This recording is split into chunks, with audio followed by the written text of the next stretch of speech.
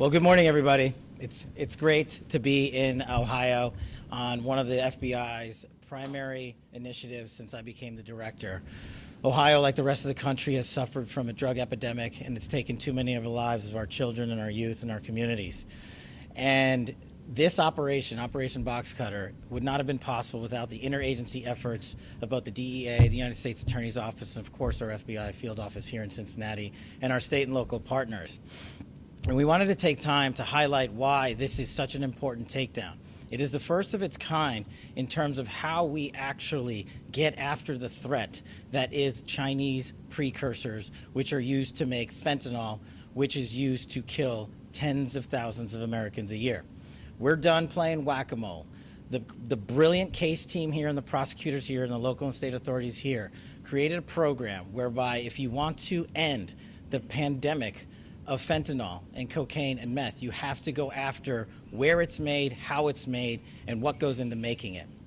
And the brilliant team here, our case team, was able to figure out the companies in mainland China that produce the fentanyl, the locals here in Ohio and across America, along with the banking institutions and the flow of money, and to shutter them with this indictment in one fell swoop. It is years of work targeting a enterprise that the American public just doesn't have too much understanding of. And the purpose of this indictment and unsealing it and bringing it forward to you is to show you the large-scale effort it will take, and that this operation is leading the charge, and the FBI is leading this mission across the country. It is not just happening here in Ohio. It's happening in dozens of districts around the country and all across the world. And I'll let the folks behind me get into the details of it, but I just want to leave you with a couple of statistics. We didn't just arrest a couple of people. We charged an enterprise-wide system in mainland China to include dozens of individuals and banks and companies that are responsible for making these lethal precursors and shipping them here. And you should ask yourself this: what other country in the world has a fentanyl crisis? None. Just us. That's not by accident. And then you should ask yourself, what about the volume and quantity of what was apprehended in just this operation alone? It was something like 139 kilograms of fentanyl powder. That's enough lethal doses for 70 million Americans. To put that in perspective, the state of Ohio has a population of 12 million people approximately. That's 5x Ohio. They also seized over 525 grams worth of powder that can be used to make fentanyl pills. That's enough to kill another 270,000 Americans. This stuff is lethal. It is for too long, there has not been attacked. And that's why the priority at the FBI is national security and violent crime. And this case demonstrates the intersection of those two top mission sets that the FBI has. And we're proud to stand here in Ohio today in the first of its kind effort to lead this takedown, to lead this initiative. And we're relying on you and the media to read these indictments and look at the complexities in which the CCP mainland operations will go through to import these substances to the Mexican drug cartels and put them onto our streets here through local operatives. And unless you unwind that web, and unless you track down every single person and business and entity and flow of money involved in it, you will never break the wheel. We are here today to break the wheel of fentanyl trafficking in the United States of America, and I couldn't be prouder to be here in Ohio to announce this initiative and this wonderful takedown. And again, thanks to our partners here on the ground, the SAC, the United States Attorney, DEA, state and local law enforcement. It's a true honor to be here, and I'll let them give you guys the details. Thank you.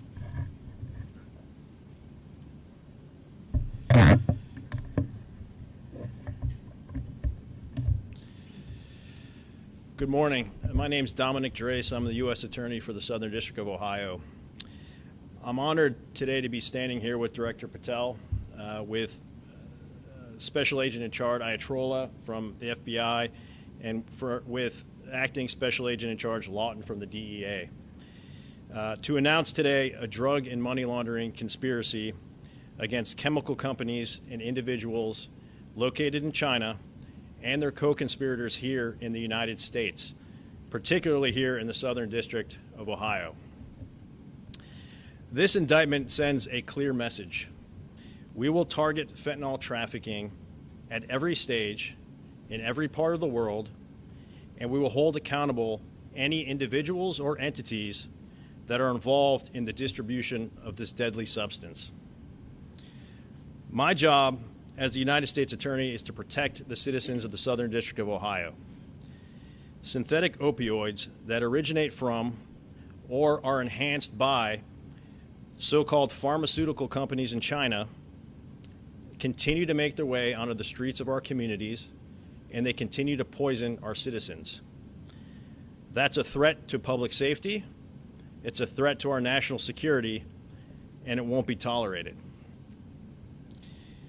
Our 5-count indictment charges 3 individuals in the United States, including 2 from Tip City, Ohio, 22 Chinese nationals, and 4 Chinese companies with whom those Chinese nationals are affiliated. And I want to remind everybody that an indictment is a charging document that contains allegations. The defendants charged in this indictment are deemed innocent until proven guilty in a court of law.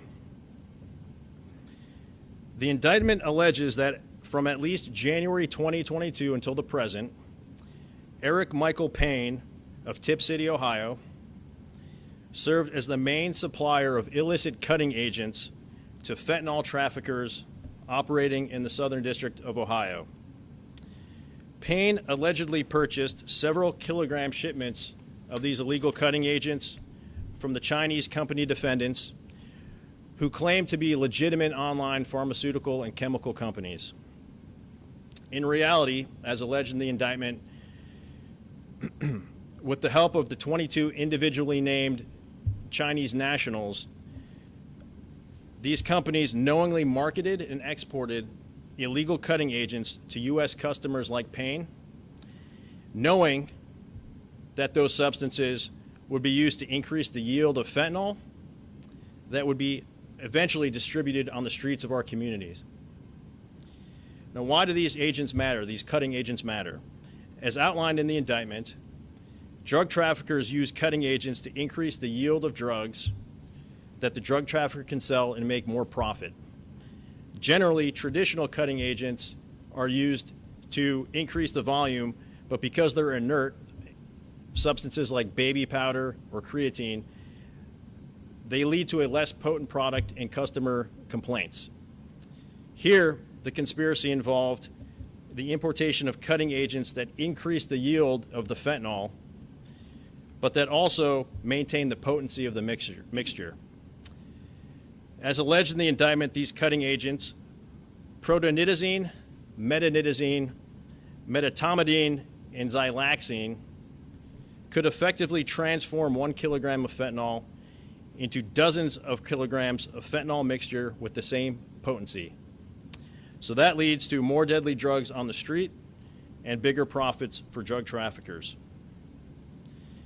Now, these Chinese companies involved in the alleged conspiracy receive payment for the cutting agents through cryptocurrency transactions, but also through the use of traditional financial institutions. Payne's significant other, Orion Rayford, and another U.S.-based individual named Ciandria Davis are alleged to have assisted Payne in transferring cryptocurrency to the Chinese companies through the Chinese nationals named in the indictment. Rayford also allegedly allowed narcotics to be sold, or stored rather, at her residence in Tip City as part of the conspiracy. All of the defendants in this indictment are charged with conspiring to distribute and to possess with intent to distribute 400 grams or more of a mixture or substance containing a detectable amount of fentanyl. That charge carries a mandatory minimum term of imprisonment of 10 years, up to a maximum of life imprisonment. All of the individuals and companies charged in the indictment are also charged with conspiring to launder money internationally, which can result in a sentence of up to 20 years of imprisonment.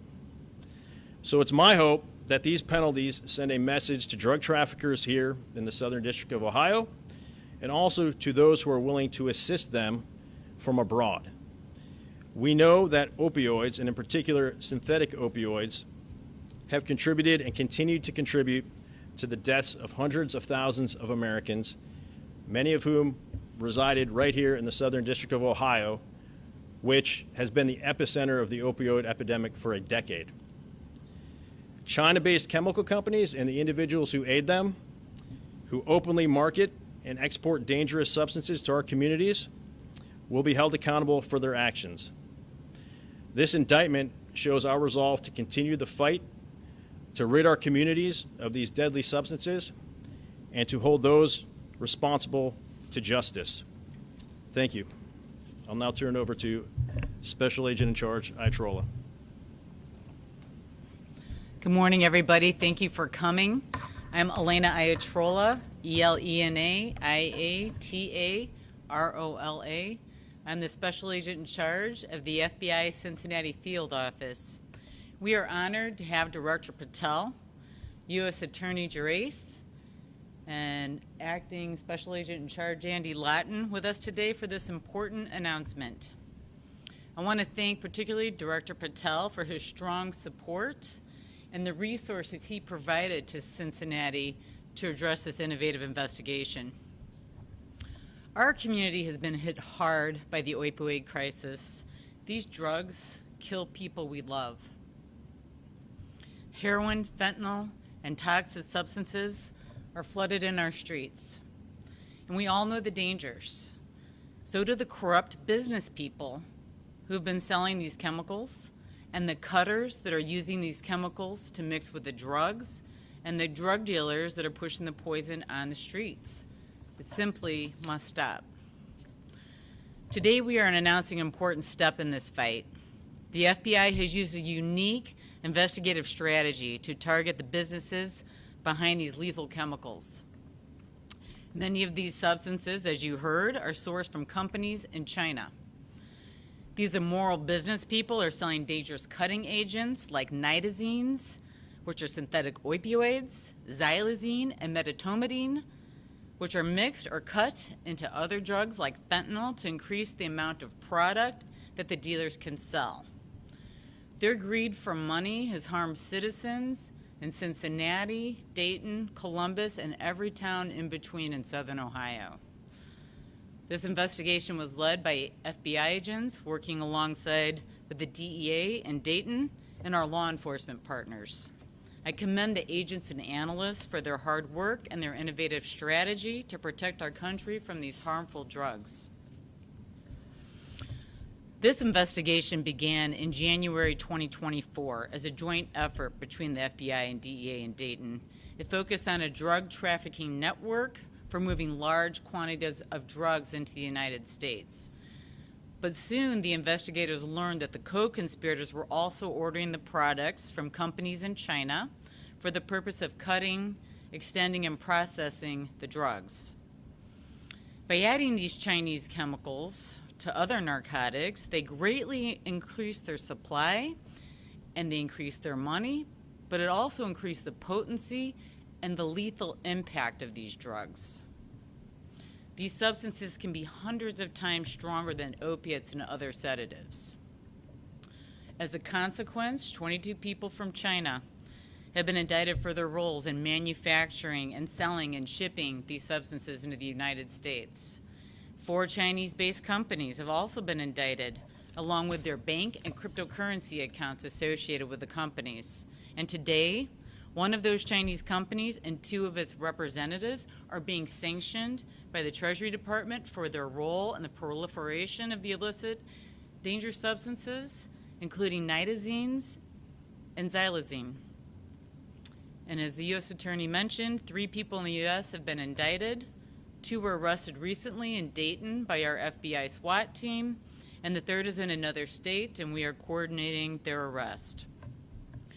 So through the investigations, we have seized multiple kilograms of cocaine, methamphetamine, medetomidine, and other drugs, and all this is a positive step, but unfortunately, the battle continues.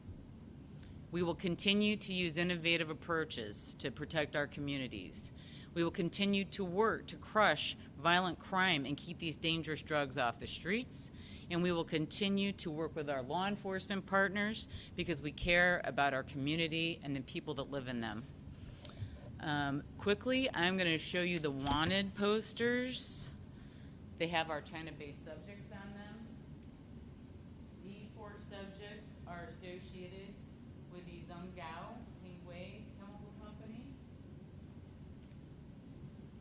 And these co-conspirators are associated with the other China-based companies that were named in the indictment.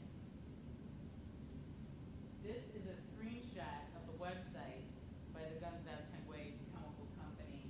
And as you can see, they state safe delivery, no custom issues, implying that it's fine to import these illicit drugs into the country. They market, as you can see, to the United States, Canada, and Europe. And they brag about the purity of these substances that are lethal and causing deaths in the United States.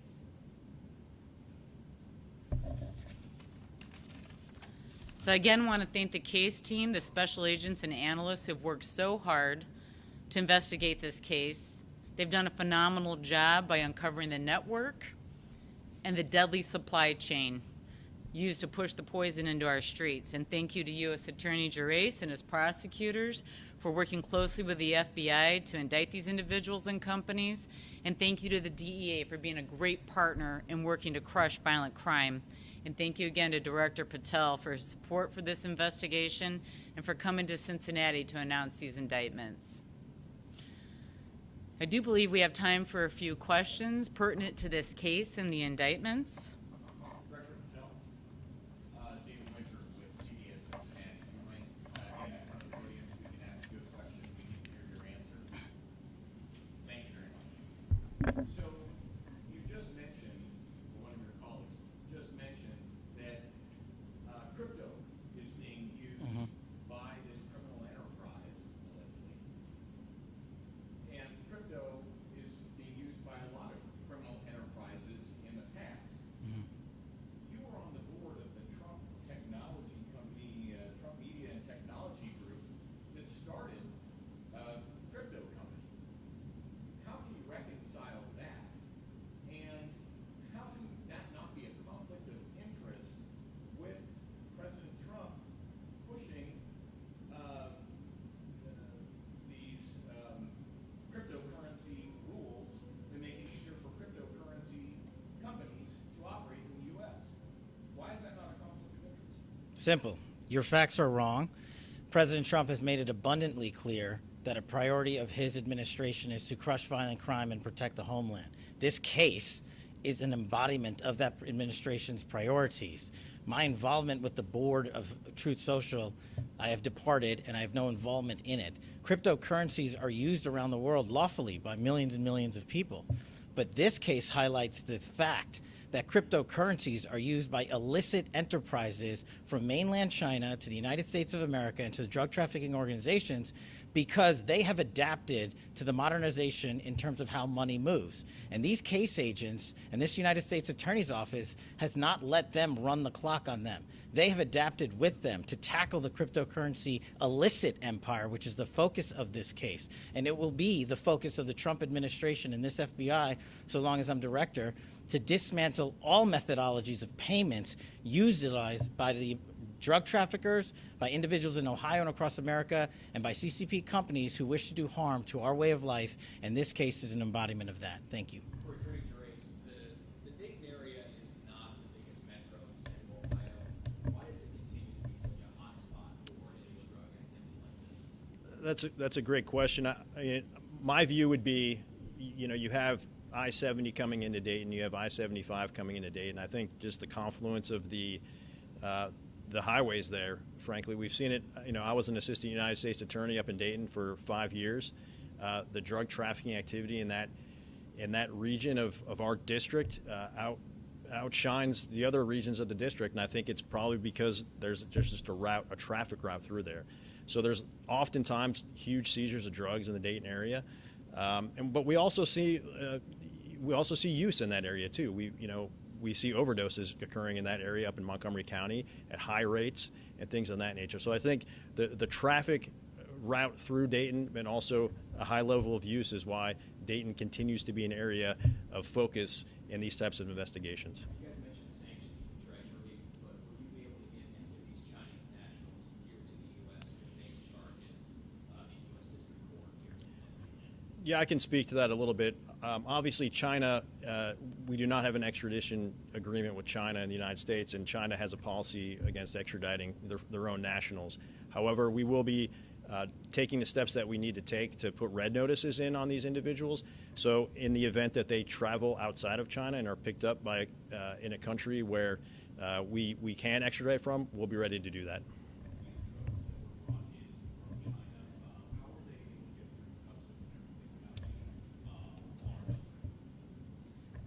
They were, well, I don't want to get into too many details, but they were being shipped through, legitimate shipping services. So coming in through the U.S. Postal Service as well as other entities, because the shipping services didn't realize that they were illicit substances and what they were being utilized for. If these drugs were enough to kill 70 million people, clearly they were not just staying here in southern Ohio. Where were they getting shipped out to from here? So we believe that the companies are shipping these illicit drugs all over the United States. The FBI is working closely with partners to identify the companies that are shipping them, and to do and replicate this type of investigation so we can start cutting this off where it begins. And were the drugs confiscated here, or were the drugs confiscated somewhere else? So the drugs were confiscated here. There was some leads sent to some other places, and they were also confiscated from other areas as well. But what started this investigation were the drugs that were confiscated from this area. At CBG? At the airport? No, associated with the co-conspirators that we mentioned in this indictment, we were able to unfold and unravel that they were receiving these through the United States parcels. So do you believe that apartment Tip City was, in this case, the hub for where a lot of these drugs were coming into the southern district of Ohio and being distributed from there? So in part of this co-conspirator, yes. For this particular case, yes. I believe you mentioned that cartels play a part in this. Is that referring to Mexican cartels south of the border, or elaborate a little bit more on how that might play a role? You brought that up. I can do it. Okay. So, yes, the importance of this case highlights the methodology in which a precursor comes across international borders and ultimately ends up in the streets of the United States of America and here in Ohio. The precursor companies sell a lot of these materials to the Mexican drug companies, the Mexican drug cartels south of the border. They produce those narcotics both south of the border and ship them into America, generally speaking, and also they've found individuals to work with within the United States to produce those end-state drugs, the fentanyls, the meth, and et cetera. From mainland China, what they are saying is we only ship the precursors, which is largely true. And that's the highlight we want the American public to take away from this, that it is not just a drug trafficking organization enterprise south of the border. Those have been designated foreign terrorist organizations, and rightfully so. But they have partnered to advance their scheme, illicit scheme, with companies in mainland China, because that's where those chemicals are made and produced. And without those chemicals, there can be no fentanyl and end-state drugs. And that's the point of going to the origin, as the SAC stated. If you cut off the snake's head, then you have achieved success, and that's what we are on here. Besides sanctions, what else can be done towards these companies in China to send the message that we don't want these products coming across the border? Well, truly, the sanctions are such a powerful tool because it's impacting their ability to export these materials and do other economic businesses with us and trades with us. So it is one of the most powerful tools that we have in the United States when we're dealing with foreign companies, organizations, and persons. I just want to foot stomp, though, how absolutely dangerous these cutting agents are. The nitazene has never been approved by the FDA for use because it's so potent and dangerous. Xylazine is a sedative used by veterinarians, and medetomidine is 100 times more potent than xylazine, and that's what they're sending to us to mimic the impact of and the effects of drugs. That is what is increasing our fatalities that are associated with fentanyl and heroin overdoses. These are dangerous, dangerous drugs that are being imported into our country. So I just wanted to So what we're doing here is making a big impact. I'm sure it's going to save lives in Southern Ohio. And as we continue to replicate this across the United States, we hope to make that type of impact everywhere. One more quick question from me. So along the same lines of international crime rings, we have a horrible problem here in the greater Cincinnati area in reference to Chilean gangs. Why can't we close the loophole on Chilean gangs in this country that are just ravaging beautiful neighborhoods? Right now, the visa waiver program exists, and Chile remains on that list, allowing these people to come into our country and rob these beautiful homes. We continue to work hard. We have a local South American theft group task force with 7 different agencies. So we continue to work hard in the area anytime we get any tips or belief that they are operating here in Southern Ohio. And then the FBI continues to coordinate through our headquarters the other field offices that are seeing the impact of these South American theft groups. We continue to address it. I can't speak to the visa waivers and that sort of thing because I don't have that specific knowledge with me, but I can tell you that when someone is here illegally or on a visa overstay, we are also working, the FBI locally, we are also working very closely with our Homeland Security and the other DOJ entities to remove those individuals. So in this case, were these drugs from that apartment in Tiff City ending up then in communities in the Dayton, Columbus, and Cincinnati That's correct. areas? That's correct, because of that drug trafficking network. Were you guys able to get any of those drug traffickers and drug dealers that you spoke about in connection to this case? Correct. So this actually was the spinoff case. We actually arrested a lot of that drug trafficking network prior to. The DEA was the lead on that case. This was a spinoff so we could go after the chemical companies supplying the cutting agents. Can you quantify that? I don't have those numbers in front of me.